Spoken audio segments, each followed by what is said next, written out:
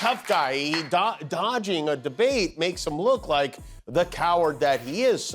And she challenged him to another one immediately. He wants no part of it. Trump had a spin out last night on his website, Pravda Social. He wrote, "People are just starting to give me credit for having a great debate." Donald Trump, not only does he lose the debate, he embarrasses himself. He demonstrates exactly why he doesn't have the temperament or intelligence to run a Dairy Queen store, never mind the country. Remember when the craziest thing a president said was covfefe? Those were simpler times.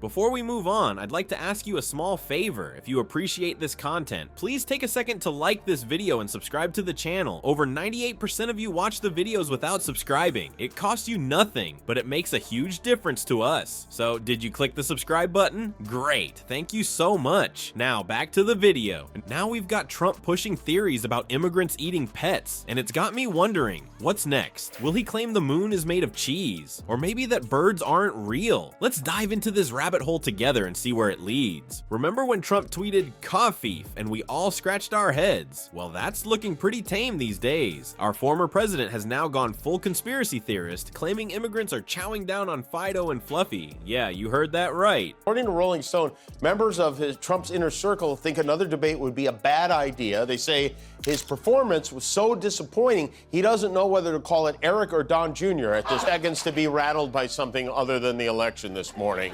Trump had a spin out last night on his website, Pravda Social. He wrote, "People are just starting to give me credit for having a great debate. The Tan Andreas fault, our former president, Donald Trump, is cracking under pressure. His tectonic plates are moving a lot lately." During his latest debate with Kamala Harris, Trump decided to serve up a heaping plate of crazy. He confidently declared that immigrants were eating people's pets. Where'd he get this wild idea? Apparently from a Facebook post that was about as reliable as a chocolate teapot. But hey, when has Trump ever let facts get in the way of a good story? Now, Trump strutted around the debate stage like he owned the place, throwing out claims faster than a tennis ball machine gone haywire. He insisted people weren't leaving his rallies early. Spoiler alert, they were. And kept yapping about immigration and crime stats that have been debunked more times than I've had hot dinners. But here's the kicker. While Trump was off in La La Land, Kamala Harris was actually, debating. She came prepared, stayed on topic, and didn't once mention anything about pet-eating immigrants. Crazy, right?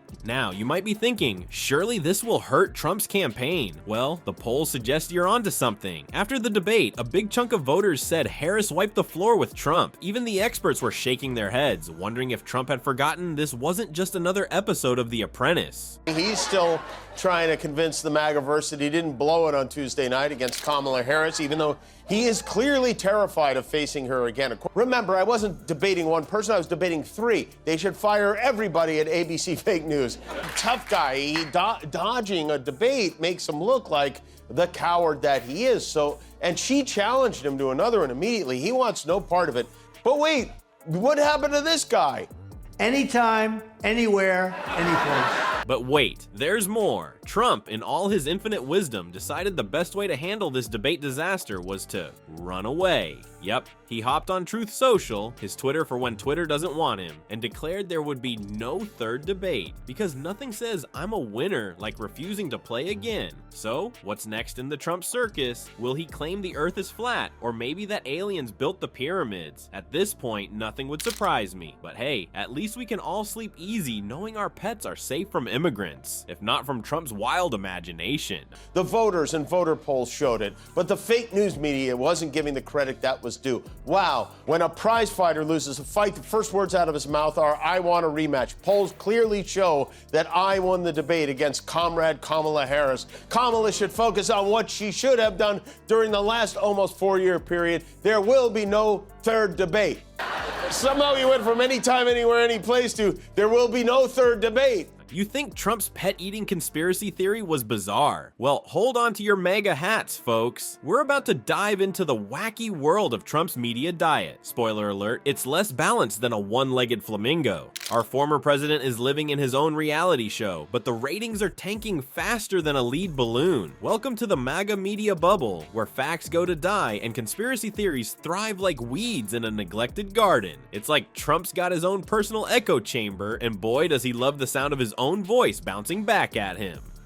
And he's right, it was 3 against 1. Trump got humiliated by Kamala, the moderators, and by himself, primarily. Out there telling people he won the debate, we all clearly saw him lose. Why not just, I mean, if you're gonna do that, why not just say, I did debate her a second time, and guess what, I won even more bigly than the last time.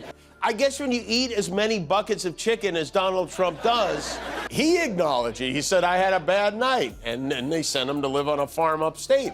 So, what's on Trump's media menu? A whole lot of Fox News with a side of Truth Social, garnished with a sprinkle of far-right websites. It's a recipe for disaster, folks.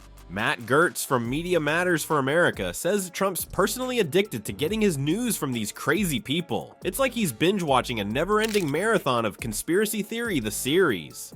This media bubble isn't just reinforcing Trump's beliefs, it's amplifying his worst tendencies. Remember the pet-eating nonsense? That's what happens when you marinate your brain in far-right internet lore. Trump's debate performance was so out there, you needed a decoder ring from the depths of MAGA land to understand half of what he was saying. But here's the kicker. While Trump's busy winning arguments in his own head, he's losing actual voters faster than a magician making rabbits disappear. His messaging is getting so niche, it's like he's trying to appeal to a market that only exists in his imagination. Donald Trump, not only does he lose the debate, he embarrasses himself. He demonstrates exactly why he doesn't have the temperament or intelligence to run a Dairy Queen store, never mind the country.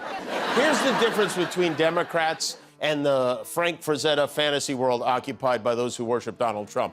And yet he's still screaming, I won. Does anyone see a pattern here? Any of you election deniers, are you starting to get it here?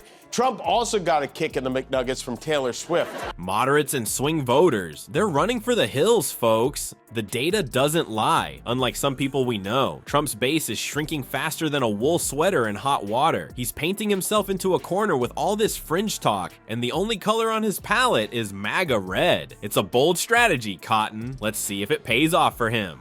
So what's next for our former tweeter-in-chief? Will he claim that aliens built the White House? Or maybe that the Earth is actually shaped like a MAGA hat? At this point, nothing would surprise me. One thing's for sure, Trump's reality show is heading for cancellation, and not even his loyal viewers can save it now. Well, folks, it looks like Trump's biggest enemy isn't immigrants or pet-eating conspiracies. It's the guy staring back at him in the mirror. He's gotten so caught up in his own wild stories, he's forgetting there's a whole world out there that isn't buying what he's selling. So here's a crazy idea. Maybe we should all try thinking for ourselves and fact-checking stuff before we believe it. I know, it's not as fun as imagining Fluffy being served up as a taco filling, but it might just save us from turning into a nation of tinfoil hat wearers. And hey, here's a thought. Maybe we should be more worried about keeping our pets safe from politicians spinning tall tales than from imaginary immigrant chefs. Just saying.